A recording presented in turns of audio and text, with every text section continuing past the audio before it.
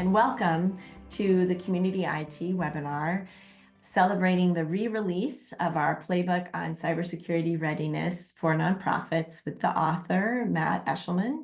So this free download covers the essentials you need to know to get to what we call a foundational level of managing for cybersecurity.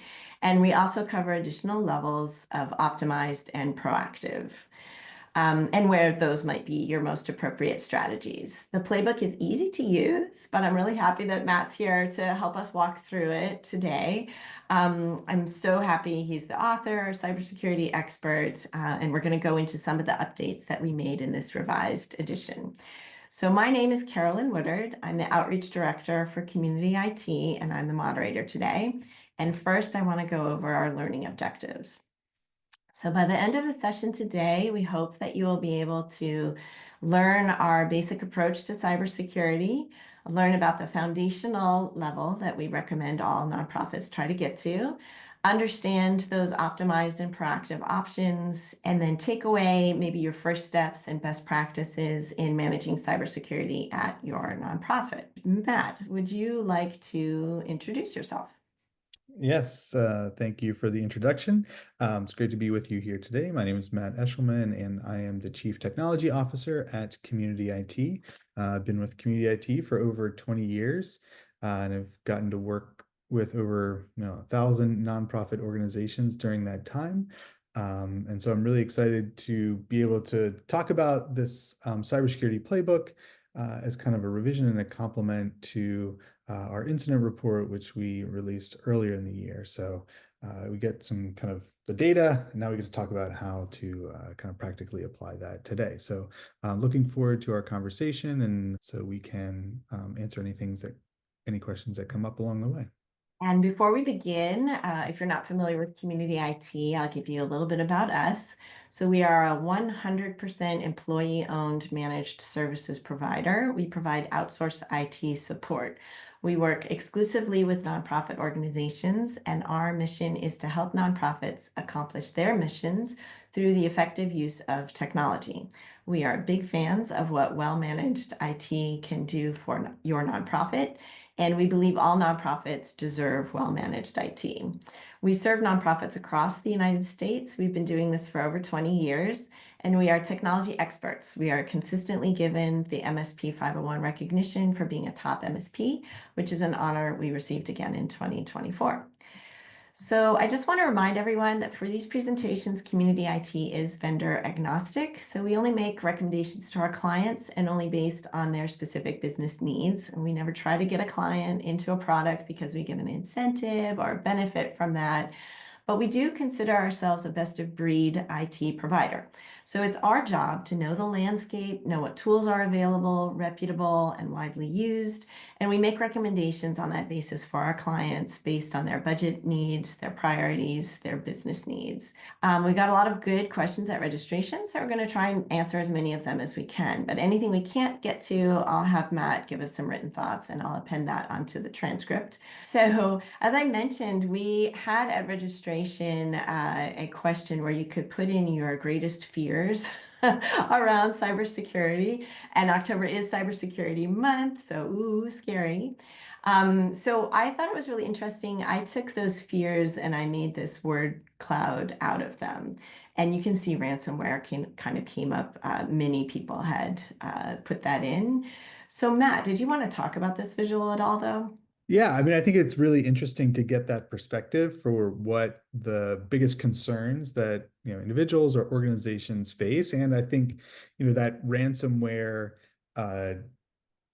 term really does catch a lot of our imagination. It certainly makes the news, and I think it preoccupies a big part of our brain whenever we think about cybersecurity and kind of how do we protect ourselves. I will say, whenever we look at the data for the organizations that we support, right, we support about 200 nonprofit organizations, we haven't had a ransomware incident at our clients for, I think, over 5 years now. And so I do think that there's a difference between the big enterprise and kind of the on-prem server infrastructure that a lot of organizations still maintain that is still very vulnerable to ransomware, and the distributed cloud environment that many of our nonprofit customers have been moving to. We're really getting rid of servers. Many organizations are 100% in the cloud. And so there's other risks to be sure, but ransomware, whenever we actually look at our numbers for the nonprofit sector, is not kind of the most common or even a very likely threat. So I put together a word cloud for how I think about cybersecurity and the issues that our clients are actually facing. And the big word that you'll see front and center is fraud.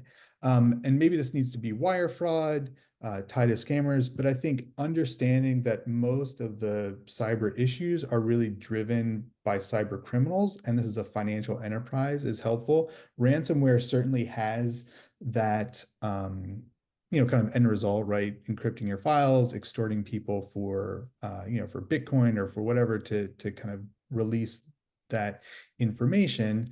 But what we see for small to mid-sized organizations is that the biggest issue that they face is really wire fraud that is related to updating payment information, changing banking account for partners or even employees, and redirecting those payments into accounts that are controlled by the hackers, not by the individuals. And so again, a lot of that then is initiated because of compromised accounts that are stolen through weak MFA controls or attacker in the middle. And so, that's what we see a lot. And so that also informs the playbook in terms of what we're focusing on and some of the emphasis that we have on protections around email that you'll see whenever we get into it. So I think this graphic to me really highlights the things that you should be worried about, and that helps, I think, align and prioritize some of the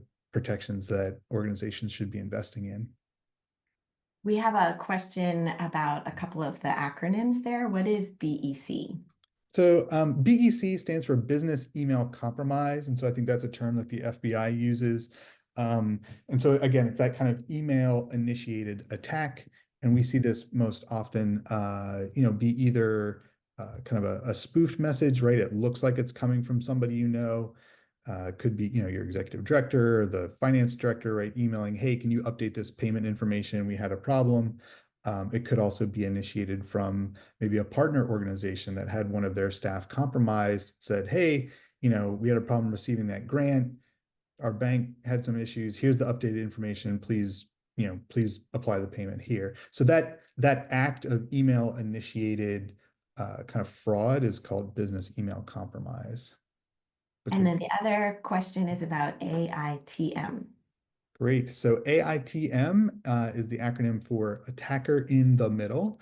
And so that is really the method that these threat actors are able to use to steal what's called kind of your session token. And so even if you have MFA, using like the Microsoft Authenticator app, the bad guys are able to use these attacker in the middle frameworks to basically run your login through a system that they control, and they can kind of steal that access and then appear as you, send emails and do that kind of thing. And so that's what we really saw, tying back to our incident report, is that we saw a large number of accounts get compromised, even though they had MFA, because of these new sophisticated frameworks that are available for hackers to buy, that really allow them to create these proxy systems so they can steal your authentication requests. Yeah, it's kind of a big freak out because we've been telling everyone for several years now, MFA will really protect you. And so, of course, hackers are looking for ways to subvert your MFA. We did talk a lot about it when we did the webinar about the incident report. And so I did put that in the chat. It'll be in the transcript. It's communityit.com/nonprofit-cybersecurity-incident-report if you're looking for that webinar and that report. So yeah, I think let's go ahead and launch this poll. So we wanted to find out about you. And the poll is, has your organization had a cyber incident? There's a lot of stigma, a lot of shame around being the victim of a scam or attack. So your organization will not be visible in your answer. We're just trying to show how pervasive the problem is and different levels of stress you're probably under, and why you need a plan and cybersecurity controls to help prevent attacks. So the answers you could choose are no, not that we know. Number two is not sure.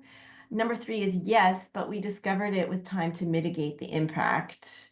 Number four is yes, and we suffered significant impact. And number five is not applicable or other. We're just trying to get a sense of, um, I mean, we're all potential victims of an attack, I would say.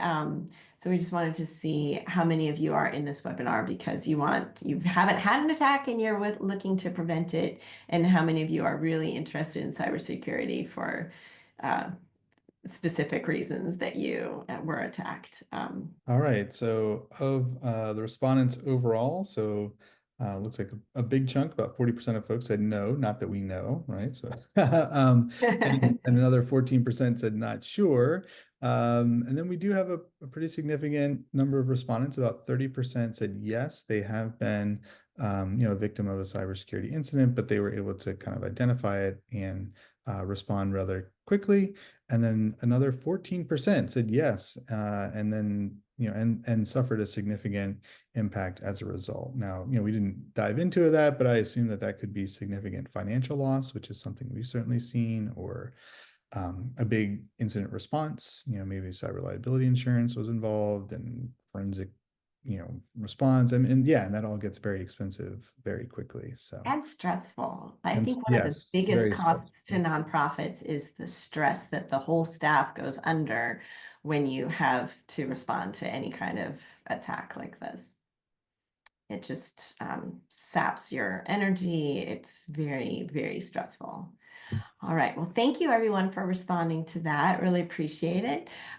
Before we get to the playbook, Matt, I wanted to ask you the bigger picture of what we are seeing in cybersecurity these days. So why did we update the playbook now? Mhm. Yeah, so I think the last time we launched the playbook was maybe back in 2021, so several years ago. And things change over time. The IT landscape is certainly very different now than it was in 2021, and we're seeing certainly different results. That MFA example is, I think, a good one. Whenever we first did our incident report, if you had MFA, you were basically immune from being hacked. But now that's the kind of the old MFA methods, haven't really kept up. So for us, it's really a good time to, review what we've put in place, what has been working, and match that up with what, current protections are in place for organizations as they are, in a new environment. Cybersecurity is really it's a journey. It's not a destination. You're kind of never going to get to a place where you can kind of be like, all right, we're done. We've, put in place all the protections, and we don't really need to make any more changes. This is something that grows and evolves over time, and requires, ongoing attention and investment. So in terms of the cybersecurity landscape, I think this top bullet point has probably been in every presentation I've ever given about cybersecurity for the last, 10 years, but it's still, I think, worth saying is that cybersecurity impacts every organization. Nonprofits are not too small to fly under the radar. I was actually just looking at Microsoft's digital defense report that came out. The top three sectors that are targeted by cyber criminals are IT, education, and then kind of like nonprofit public sector, right? So there is a need for that ongoing education, that just because you're a nonprofit, you have a great mission, you have great staff, doesn't mean that the bad guys will leave you alone. And that leads into the second point, which is this really is a cyber criminal enterprise, right? This is a business opportunity for organized criminal groups. Yes, there are, the proverbial hacker kid in their parents' basement, but what we really see is, kind of well organized, maybe even well funded groups that are doing this as a as a financial means. And so again, if they can get, send you a well-crafted email and get a $200 gift card to Amazon, like that may be a good use of, an hour of their time.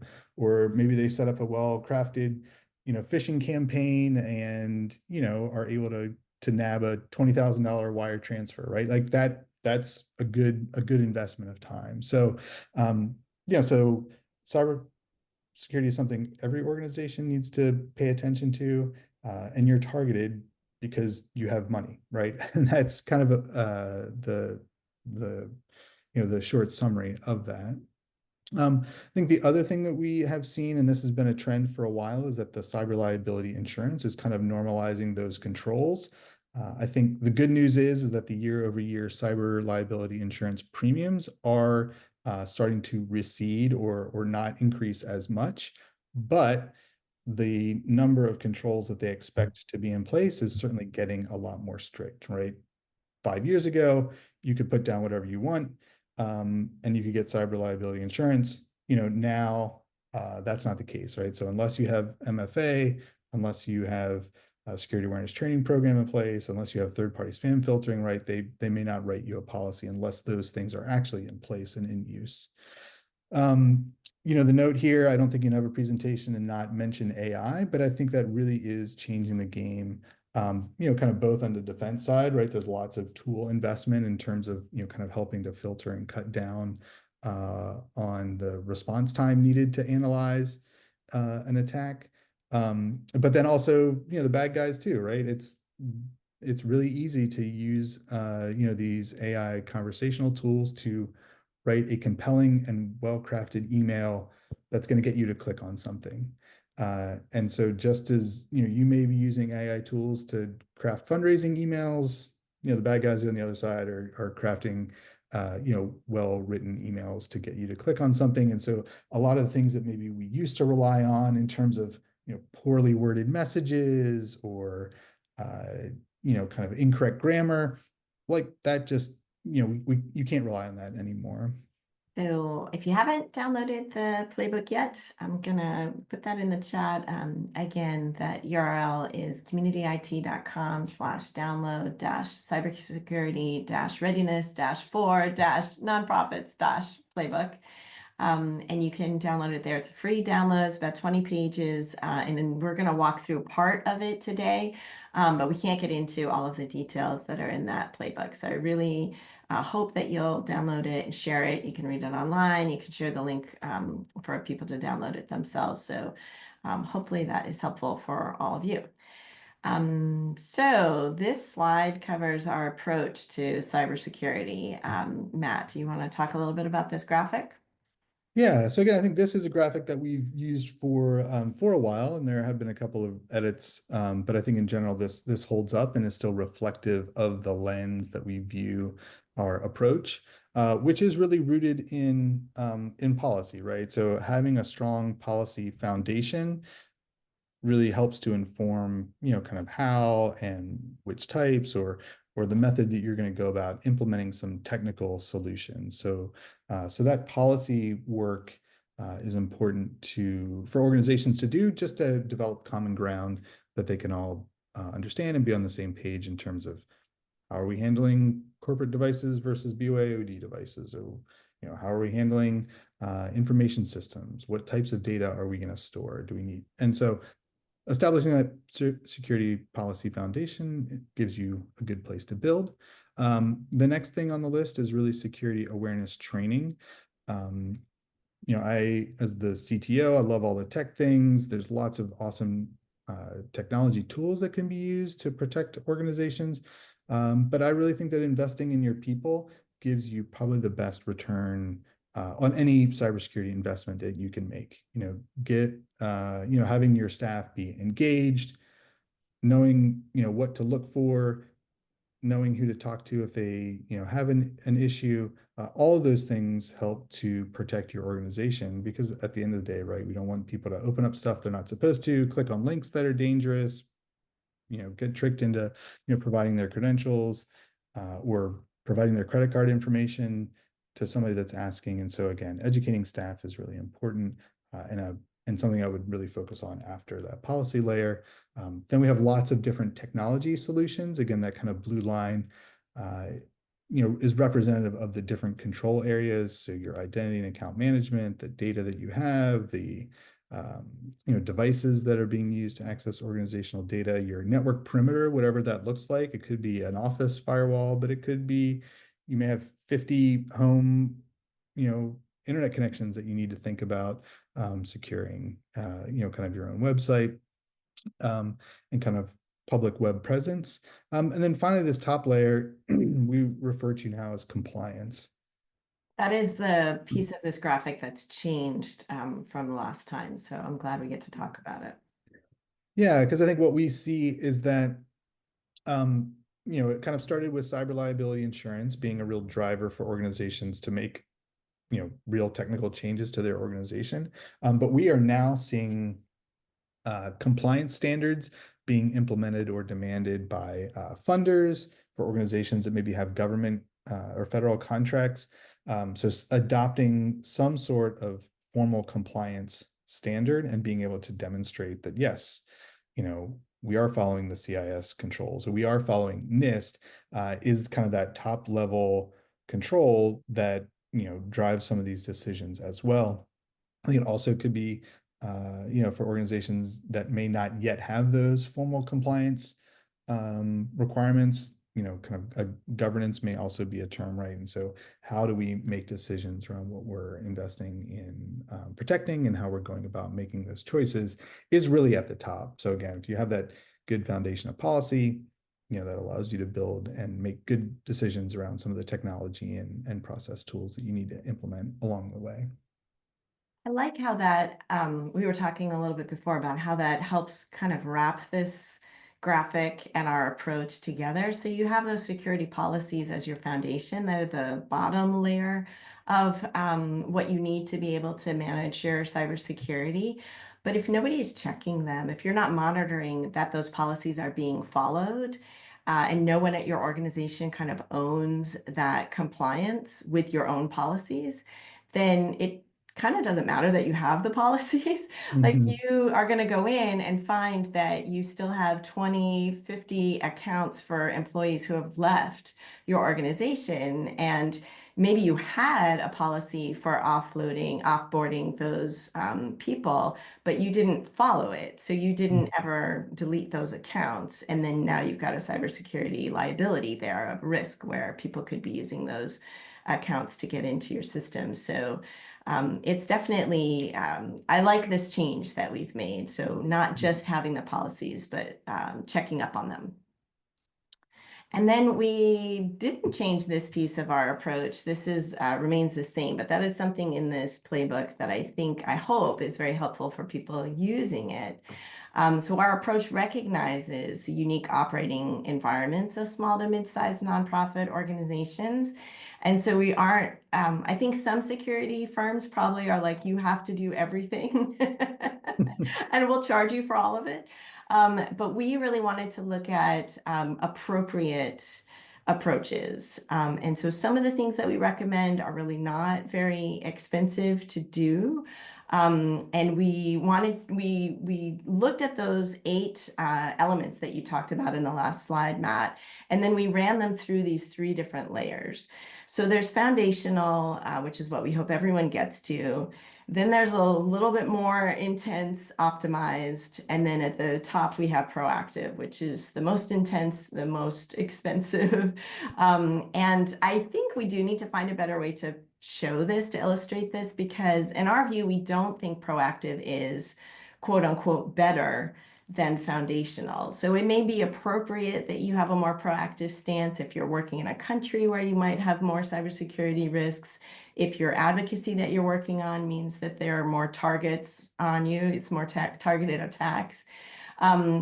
But you also might kind of shift between these levels for some aspects and maybe beyond foundational for other aspects. So you may have some tools that you're using or some things that you're doing where you need to have a more optimized approach. And when you do your assessment, you're going to see that that has a return on your investment and that you are going to make that investment in a little bit more security in those levels. So just to let you know, you don't feel like you have to get to proactive, but we do want you to get to foundational. That's really important. And so, Matt, could you talk a little bit about assessments? We've had a couple people ask already, like, how do you do an assessment? How do you always need to hire someone to do that assessment for you? Like, how do you get this information of where you're at and where you want to get to? Yeah. Yeah, I think it's a good question.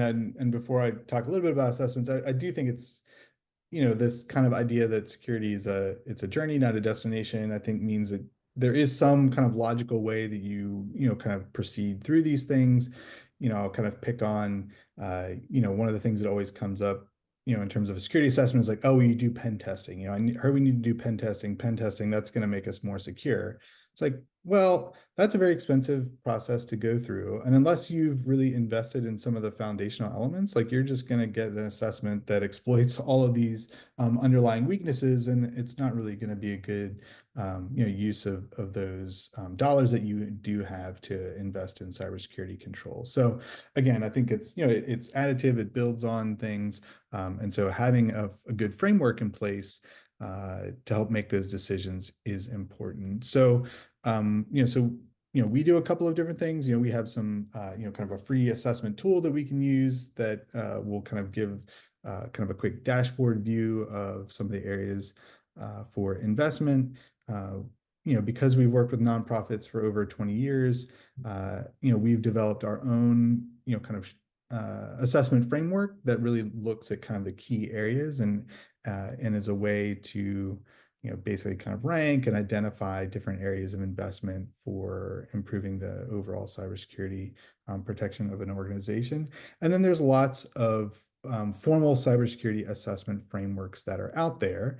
They're the resources to do them are free. So the two popular ones that we use are the Center for Internet Security's V8 cybersecurity controls.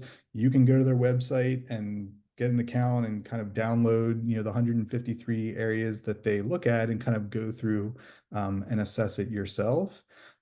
So, those tools are out there. The same thing with NIST. Those are kind of public resources that are available. I think the benefit and kind of why people pay for an independent assessment is they're kind of complex. They're complex. It's really tedious to go through.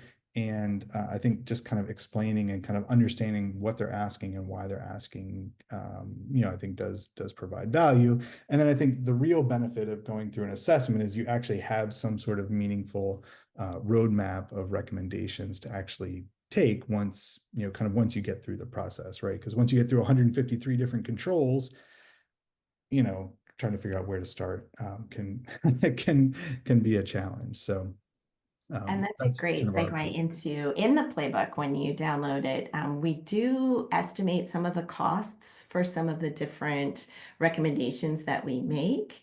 They're estimates. They're kind of our best guesses, but it can really change how many people you have, how many licenses you have, what risks you're actually undergoing.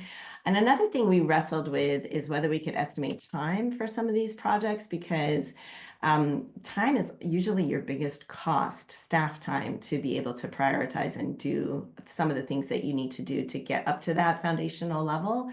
So Matt's going to we talked about doing the assessment and building out your plan, but we couldn't really make estimates of how long it's going to take you. You need to prioritize what you're going to need to prioritize, and then you need to look at your schedule and see, make your guess of how long it's going to take you and how much you're going to be able to work on it along with all of your other priorities that you have.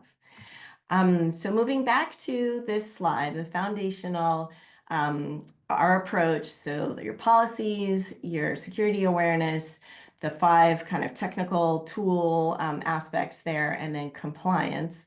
Matt, would you like to talk a little bit about kind of for the foundational level, the types of policies and the type of security training that we would recommend?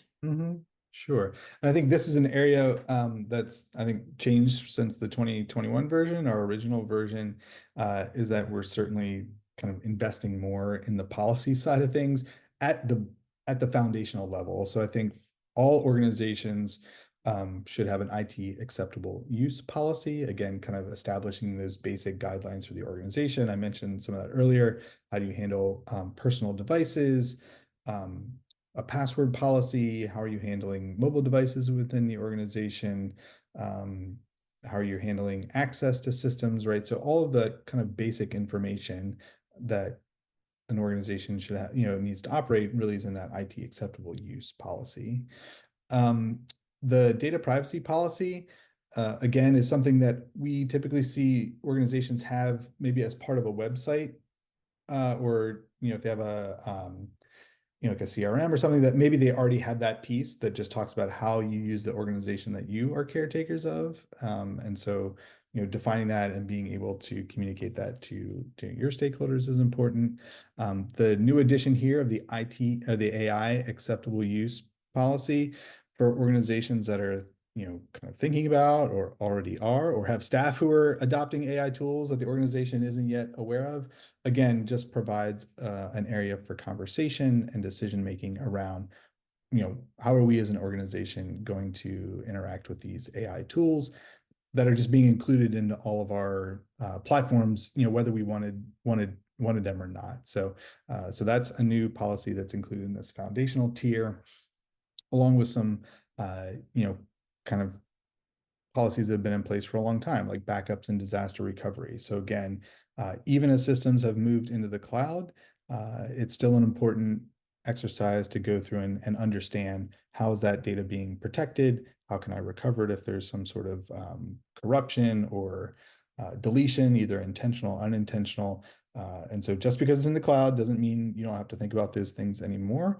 But you need to have a system in place to deal with that. And then the last two here, incident response and cyber insurance.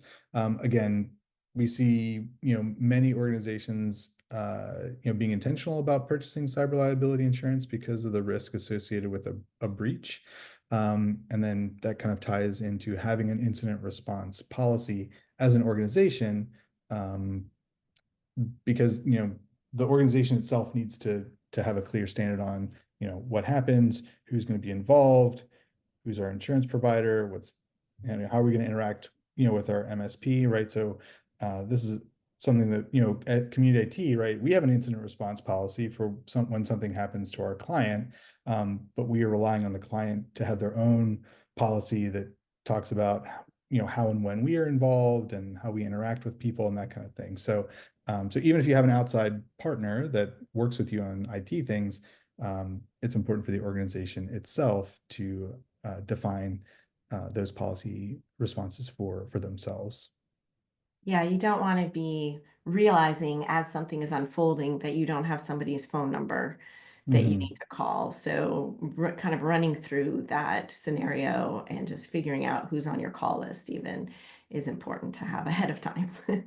Yep, and having that printed out, in somebody's desk, right? So the the incident response is not located on the same system that just got encrypted or deleted. So yeah. On the security training, again, there's lots of training that organizations can kind of dip their toe in and start for free. I think we still have a free video on our website about training. There's a lot of free training resources that are out there. So just getting started uh, is important.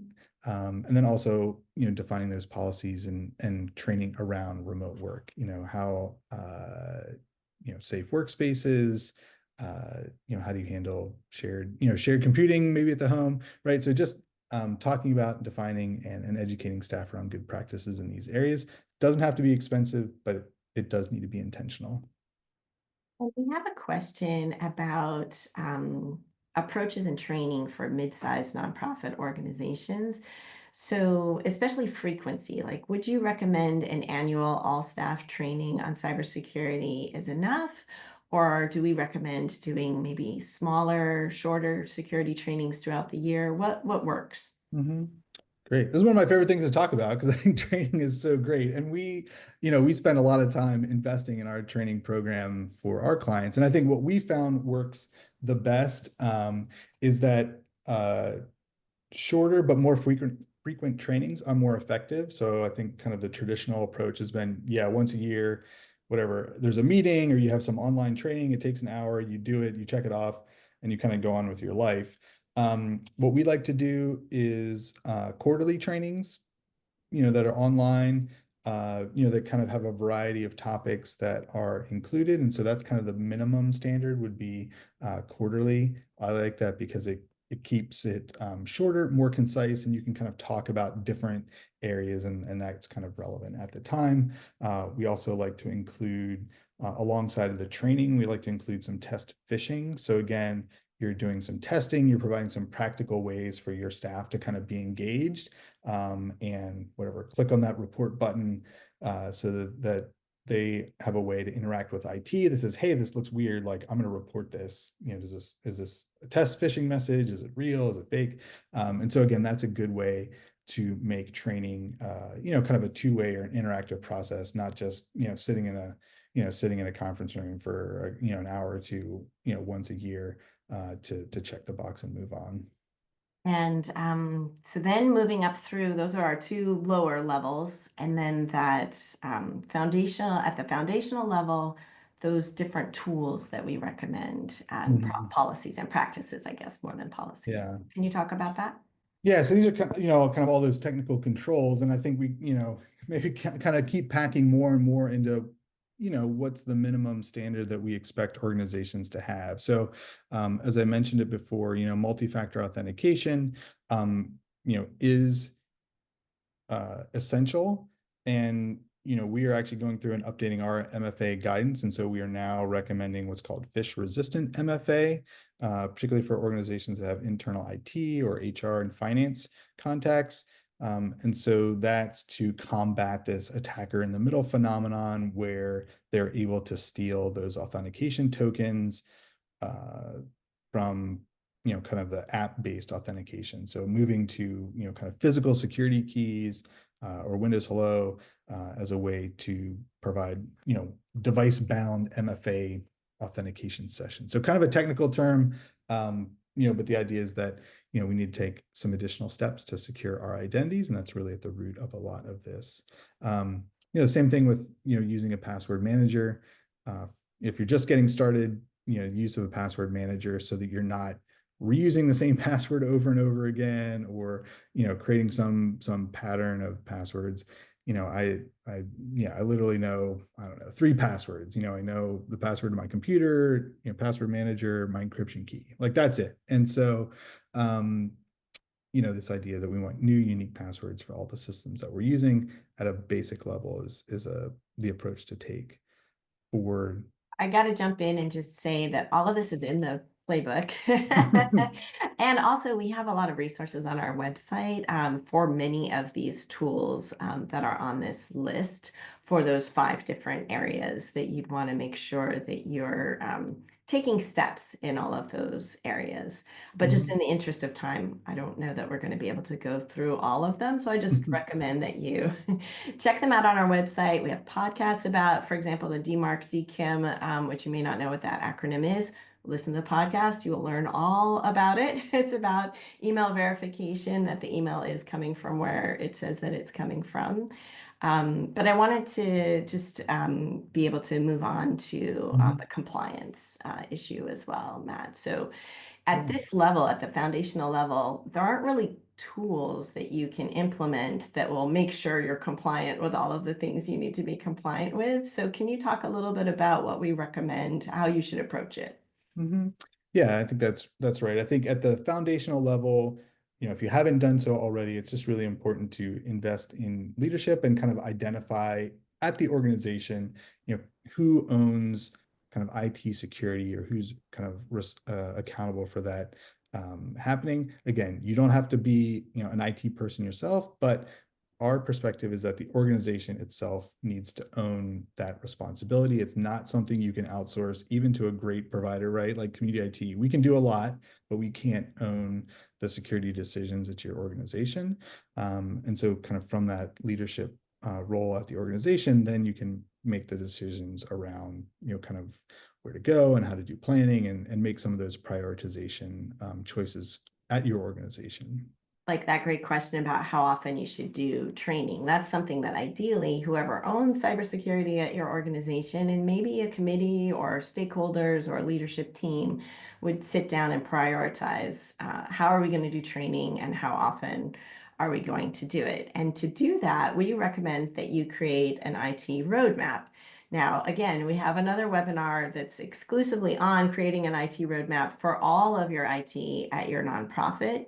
But you can do that for your cybersecurity strategy specifically. Once you've gone through an assessment, whether you do it yourself or you get an outsourced provider or consultant to do it for you, and you have this list of the things like where you are and the things you need to work on to get up to where you need to be safer, you can create a document out of that. And we have a little example here. So you can see that it lays out the urgency, the complexity, the impact, how many people at your organization is this going to touch? So if you're requiring everyone to use MFA, then that's going to hit everyone at your organization, and you have to be prepared for that to be a bigger project to roll that out. There may be some cybersecurity projects that only relate to a certain database that you have. And so just the people who work with that database are going to need to have that training. So it might be a lower impact. But then you would make a roadmap like this. You would add a timeline to it. You could add the people responsible for it. And I really love having a roadmap like this because it helps you report back on your progress. Sometimes working on IT and especially cybersecurity can feel like you're swimming in place. There's always something new coming in. There's always something you got to change. Like we're just talking about the MFA, how that now has some extra things that you can do to make it more secure. So sometimes it can be hard to feel like you're making progress. So having a checklist or timeline can help your leaders and your team feel like you're accomplishing something. You can look back and say, well, we started at this level of cybersecurity, and we have, through our work and the time that we spent on it, we've gotten up to this level, this foundational level, and that can help you also respond when there are new threats to address. So we have a whole other webinar on this, the designing an IT roadmap. But I wanted to make sure that we have some time, Matt, for you to talk about, we talked a little bit about this earlier, but the types of attacks that have changed and that have helped change our recommendation, especially Mhm. around financial fraud, as you were saying. Yeah, I think that, financial fraud, and that's why, kind of coming back to those earlier slides, like that's the big word, kind of in my mind in terms of thinking about how do we protect our clients from these financial fraud attacks, because phishing is more dangerous, right? They're very well crafted messages um, that are coming, from obfuscated sources, or because of the attacker in the middle frameworks, right? Coming from actual trusted partners that you work with. And so it's not uncommon for clients, to get a malicious link that's sent from a trusted partner to kind of a SharePoint or OneDrive file that is kind of managed by the hacker, and kind of is used to launch those attacks. So again, we see increasing danger and effectiveness of those phishing campaigns. Um, the other note that we've seen here is that particularly for policy organizations, and I think that is a really of a special case. Those are very well crafted. We had a couple cases this past year where the attack thread seems to be targeted into, hey, like we want to have this meeting, or we're going to invite you to this conference, or we need your input into this policy document, or hey, let's come to this hotel for this meeting. Here's the agenda. And actually had people, our clients, like show up at, a restaurant or hotel expecting a meeting with, the foreign minister's attaché, and nobody's there, and so it's just kind of this, I don't know, James Bond, level intrigue, but these threat actors are using it all under the guise of trying to be a trusted partner and get you to open up a document. Get you to click on something. Yes, Yeah. amazing. Um, So we did have a question earlier about the optimized and proactive levels. And I would say, we talked a little bit before, doing your risk assessment is your first step. So both the risk assessment of what you think your biggest risks, but also where you're at now, like what policies and practices do you have in place? Matt, would you talk a little bit more about this idea of optimized and then proactive? mhm. Yeah, so I think, at foundational, right, we kind of have this layer of things that we just know we need to do regardless. And then I think as move up or you have those baseline controls in place, then the questions, become around, to kind of what other areas may need protected, or maybe we need to extend protections or provide a more sophisticated solution in place because of the risk that, that we face. And so those different control areas, then you start getting into more formal compliance standards. And a lot of the solutions in that we talk about in the guide really do map to some of those formal compliance standards. And so figuring out which ones to invest in, how to go about doing that, is really the work in those kind of more optimized and proactive perspectives so that you can get to a place, probably in the proactive area where you're kind of meeting those formal compliance standards. You have a good place to document and to demonstrate and to provide feedback to executive leadership, and kind of right, the whole thing works to report and secure itself when you get to that more sophisticated tier. And they might also be if you've suffered a hack, because then some of your information is out there. We do know that people are more likely to be attacked again if they've Mhm. already been attacked before. So that might also inform how much you're going to put into your cybersecurity. But I wanted to let you have a chance to talk a little bit about our cybersecurity offerings, and I'm going to put the link in the chat now. It's communityit.com/cybersecurity. And that's also where people would talk to you, Matt, and schedule an assessment. I love, talking to folks about this topic, and identifying, I think, areas to start.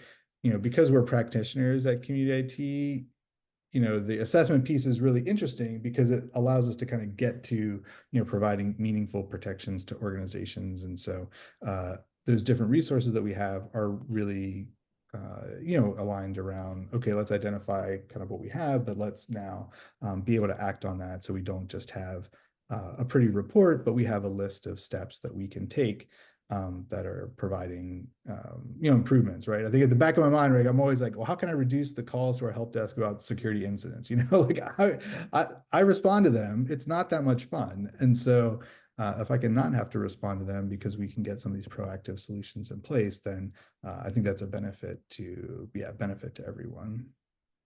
And here is the exact link that you would use to schedule some time with Matt. And if you have some questions, we do have just a few minutes for questions here at the end while we have Matt with us. So please go ahead and put them in the Q&A. But I am going to go ahead and ask one of the questions that we got at registration, which I just thought was so interesting.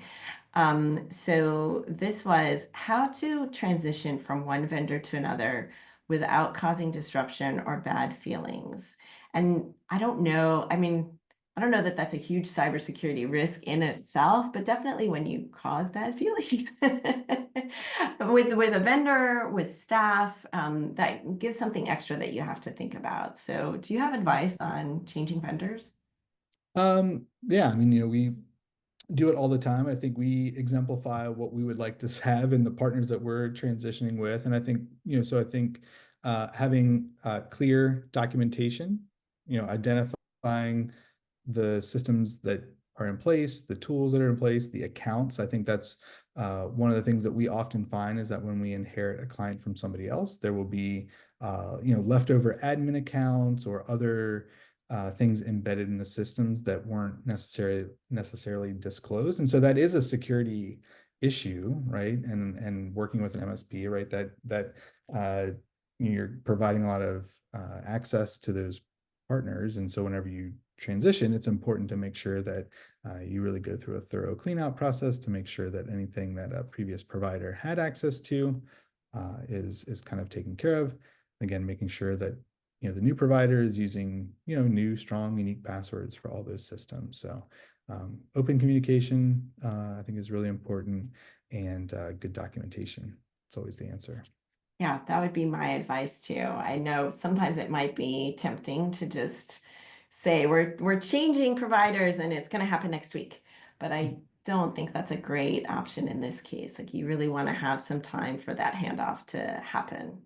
So there's a great question in the Q&A, which is, are there stronger or weaker cloud-based accounting systems?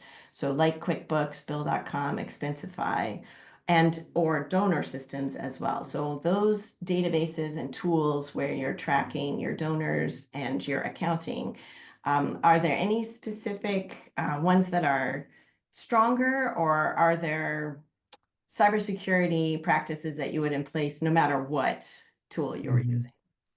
Yeah, so I'm not an expert in accounting packages. I'll just start off saying that. I do think there are several kind of standards or certifications that you can look for. So again, kind of a SOC 2 compliance audit is a good one to look at, and you can get copies of that from kind of these big commercial and reputable vendors.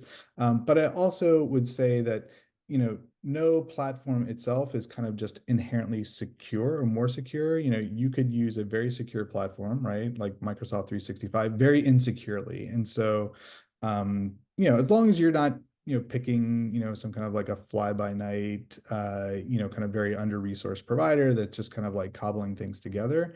Again, I think at this point, kind of good commercial solutions can generally be trusted, but it's important to also have good security controls in place so that, again, you don't want to make everybody an admin in the system. You want to make sure that people can only see what they need to do for their job. You want to make sure people aren't putting social security information, social security numbers in unencrypted systems, and that kind of thing. So again, any system can be used insecurely, and it's important to have a deliberate approach to implementing those tools. That makes sense. We have another question about backups. So if you have moved into the cloud storage, do you need a local backup, like a local on-premises backup system, or what do you recommend in that case? So for cloud file sharing solutions like Box or Dropbox or Google Drive or even SharePoint, I mean we find that there are cloud to cloud backup solutions that are good to have in place, and you don't need to have that on prem. Um, so I will say it's expensive, and I would say this is one thing where uh, the big cloud providers are typically providing some nonprofit discounts for their service because they can subsidize it, whereas maybe the backup service providers don't do that same level of discounting. But I do think it's important to have data in a separate and disconnected system in the event that that primary data is compromised or corrupted or something. And so making sure you have data somewhere else is still a good approach, right? We talked about at the beginning, right? Just because your data is not in the server down the hall doesn't mean you don't really need to think about backups anymore. It may make it easier. There might be more versioning and there's other stuff, but if you didn't have access to that folder in Box, go through like what is the process? Can you get back a file from a month ago or 3 months ago or a year ago if you need to be able to do that? And if you're not able to do that within the native platform, then look for a backup solution that will allow you to meet those organizational requirements. Great, thank you so much. So I just want to go back over our learning objectives. So we hope that today you learned the basic approach to cybersecurity that we have, the foundational level we recommend. Once you read the playbook, it will become clearer, I think. And we didn't have a chance to get really into the optimized and proactive options, but those are in the playbook. And I hope that you were able to take away some first steps and best practices in managing cybersecurity at your nonprofit. So the big takeaway I hope that you get is that you need to start. You Mhm. need to pay attention to it. It can seem really overwhelming and really make you anxious, right? Because people are out there trying to get you and get you to click on something. But really, you can start. You can start it yourself, download the playbook. That's a really good start. And then just get in touch with us if you have more questions about that sort of thing. I want to make sure to tell you next month we're doing something really different, which is talking about de-stressing and self-care in nonprofit IT roles. So there's a lot of research out there on how important it is to us to stay healthy mentally and physically, and how de-stressing is a big part of that.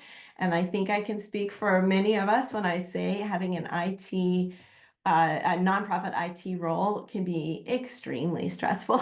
You have a lot of demands, you have a lot of budget constraints, you have demands from both sides, right? Both from your leadership and from the staff that are trying to use the tools, cybersecurity, anxieties. So we're going to talk about things that you can do specifically while you're in this role to help yourself stay healthy so that you can be doing this role and helping your nonprofit reach achieve your mission.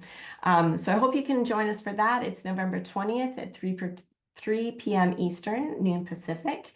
And you can sign up, register for it right on our site, communityit.com. And I just want to thank you, Matt, for your time today. Thank you, everyone who joined us for this webinar.